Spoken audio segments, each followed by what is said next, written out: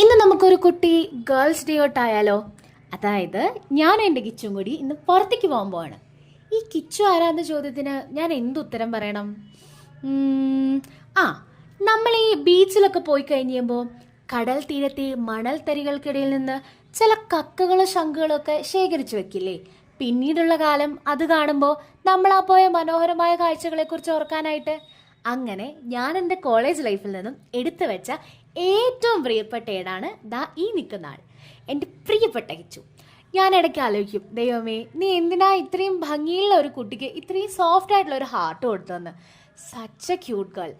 എന്ത് പറഞ്ഞാലും അതിൻ്റെ അവസാനത്തിൽ ഒരു ഭംഗിയുള്ള ചിരിയുള്ള ആൾ, ആരോടും എന്തിൻ്റെ അവസാനം ഒരു ചിരി മാത്രം ബാക്കി വെക്കുന്ന ആൾ, എൻ്റെ ഫേവറേറ്റ് കിച്ചു. കിച്ചുവിനെ ഞാൻ പരിചയപ്പെട്ട അന്നു മുതൽ ഇന്ന് വരെ എനിക്ക് അവളോടുള്ള ഇമ്പ്രഷൻ സെയിം ആണ്. എന്ത് പാവ അവള്. I love her. എന്താ അല്ലേ?